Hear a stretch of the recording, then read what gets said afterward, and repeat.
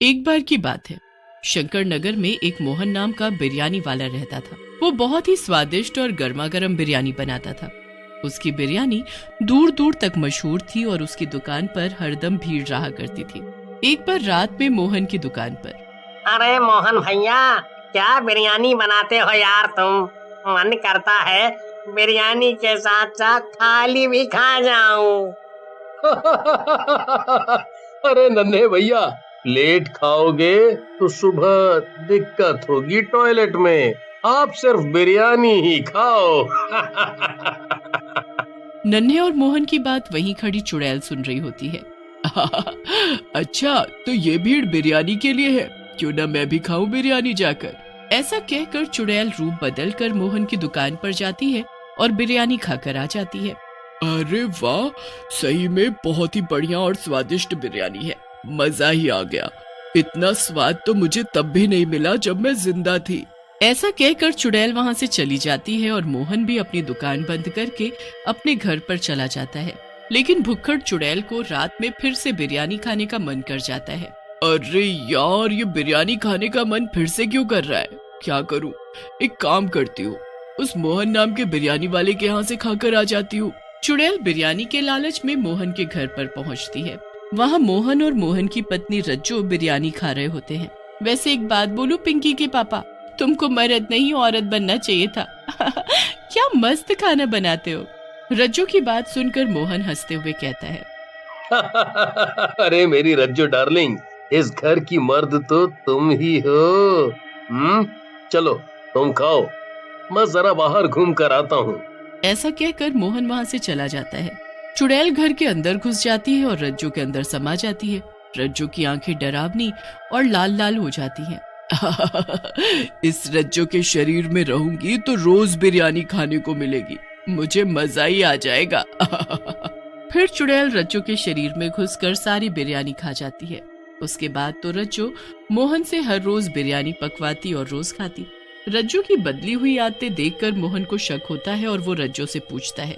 अरे रज्जो, तुम पिछले कई दिनों से रोज बिरयानी खा रही हो, तुम्हारा कुछ और खाने का मन नहीं करता? मैं तो बिरयानी खा कर और देख देख कर परेशान हो गया हूँ। मोहन की बात सुनकर रज्जो मोहन से बोलती है, अब तुम बोर हो गए हो तो हम क्या करें? हम खाएं भी नहीं अपनी मर्जी का। जब तक मेरा मन है मैं बिरयानी खाऊंगी, समझे? अब जाओ अपना काम करो। रज्जो मोहन को डांट कर वहाँ से चली जाती है। मोहन भी अपने काम पर लग जाता है। एक रात चुड़ैल बाहर निकलती है और रज्जो से बोलती है, अरे रज्जो, तू तो बड़ी ही किस्मत वाली है। क्या मस्त बावर्ची पति मिला है तुझे, क्या मस्त मस्त बिरयानी बनाकर खिलाता है तुझे। चुड़ैल की बात सुनकर रज्जो कहती है, चुड़ैल, तुम कहाँ से आई हो और यहाँ क्या कर रही हो? मैं जहाँ कहीं से भी आई हूँ, लेकिन अब मैं तेरे शरीर में ही रहती हूँ और जब तक मेरा मन करेगा मैं तेरे शरीर में ही रहूंगी, समझी क्या?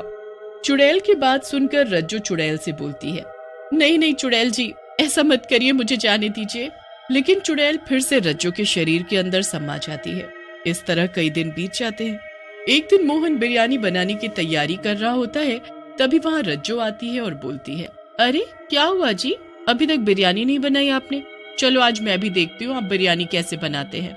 रज्जो की बात सुनकर मोहन गुस्से में आ जाता है और बोलता है, ए औरत, ज्यादा मत बोल, खाने को दे रहा हूँ ना, तू सिर्फ खाने का काम कर, ज्यादा दिमाग ना चला, ये मेरा काम है।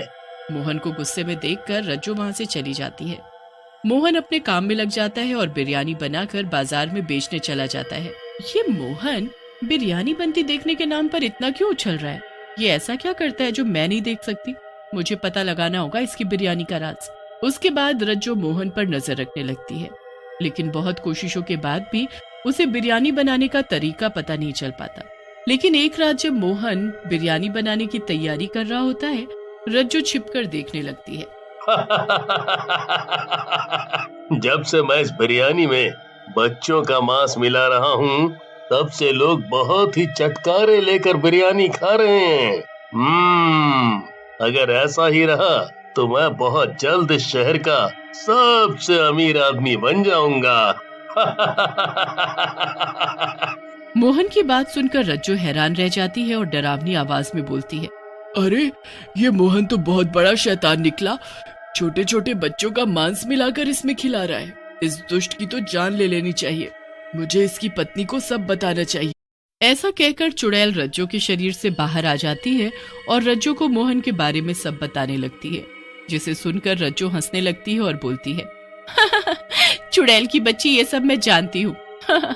मोहन ये सब कुछ मेरे कहने पर ही तो कर रहा है। रज्जो की बात सुनकर चुड़ैल हैरान रह जाती है और गुस्से में बोलती है, क्या तुम दोनों इंसान कहलाने के लायक नहीं हो? तुम छोटे छोटे बच्चों को मार रहे हो, ये गलत है। मैं तुम दोनों को मार डालूंगी। लेकिन चुड़ैल जैसे ही रज्जो को मारने की कोशिश करती है, चुड़ैल रज्जो के आर पार निकल जाती है। चुड़ैल, तू मुझे नहीं मार सकती क्योंकि मैं पहले से ही मरी हुई हूँ। मेरे पति इंसानी बच्चों की बलि दे रहे हैं ताकि मैं जिंदा हो सकूं।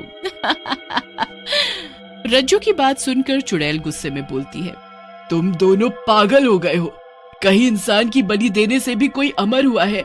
चुड़ैल और रज्जो बातें कर ही रहे होते हैं कि तभी वहाँ गांव वाले मशाल लेकर आ जाते हैं और चुड़ैल की तरफ देखते हुए बोलते हैं, दुष्ट चुड़ैल, तो ये तू है जिसने हमारे बच्चों को हमसे छीना। हम तुझे नहीं छोड़ेंगे। गांव वालों की बात सुनकर चुड़ैल बोलती है, नहीं नहीं, मैंने कुछ नहीं किया, ये सब इस मोहन और इसकी मरी हुई पत्नी रज्जो का किया धरा है। तभी वहाँ पर मोहन आ जाता है और बोलता है, देखा देखा भाइयों, मैंने कहा था ना कि ये चुड़ैल आखिरी में हम दोनों पति पत्नी पर ही ये झूठा आरोप लगाएगी। अब तुम गांव वालों की मर्जी है, जैसा करना हो करो। अरे कैसी बात करते हो मोहन भैया, हम नहीं जानते क्या आपको? आप कुछ मत बोलो, हमें पता है ये चुड़ैल झूठ बोल रही है, ये सब इसी ने किया है। ऐसा कहकर सारे गांव वाले चुड़ैल पर लाठी और डंडों से हमला कर देते हैं। चुड़ैल वहां से किसी तरह जान बचाकर भागती है। चुड़ैल के जाने के बाद गांव वाले भी वहां से चले जाते हैं। मोहन रज्जो से कहता है, देखा देखा रज्जो डार्लिंग, मेरी प्लानिंग। अब ये गांव वाले हमेशा उस चुड़ैल को ही बच्चों का कातिल मानेंगे और हम अपना काम करते रहेंगे। मान गए मोहन, तुम्हारा दिमाग तो चाचा चौधरी से भी तेज चलता है। उधर चुड़ैल जंगल में चली जाती है। ये गांव वाले तो मुझे अपना दुश्मन मानकर बैठे हैं, जबकि मैंने कभी किसी इंसान की जान नहीं ली। मैं क्या करूं? चुड़ैल सोच में पड़ी थी, तभी उसे एक साधु बाबा तपस्या में लीन दिखते हैं। ये बाबा बहुत ही पहुंचे हुए लग रहे हैं, क्यों ना उनसे इस बारे में बात करूं, शायद यही कोई रास्ता निकाल पाए। फिर चुड़ैल बाबा के उठने के इंतजार में उनके पैरों के पास बैठ जाती है। थोड़ी देर बाद जब बाबा की आंख खुलती है, बेटी तुम यहाँ? क्या हुआ? आज एक चुड़ैल को इस बाबा की जरूरत कैसे पड़ गई? बाबा की बात सुनकर चुड़ैल कहती है, बाबा मुझे अपने लिए आपकी जरूरत नहीं है, बल्कि इस गांव के बच्चों की रक्षा के लिए आपकी जरूरत है। फिर चुड़ैल बाबा को मोहन और उसकी पत्नी रज्जो के बारे में पूरी बात बता देती है, जिसे सुनने के बाद बाबा बोलते हैं, इन दुष्ट पति पत्नी का कुछ करना होगा। इस मोहन को जरूर काला जादू आता है, जिससे इसने अपनी मरी हुई पत्नी की आत्मा को वश में कर रखा है। मुझे ले चलो उन दोनों के पास। फिर बाबा और चुड़ैल मोहन के पास चले जाते हैं। मोहन बाबा और चुड़ैल को देखकर बोलता है, पहली बार साधु और चुड़ैल को साथ में देख रहा हूँ।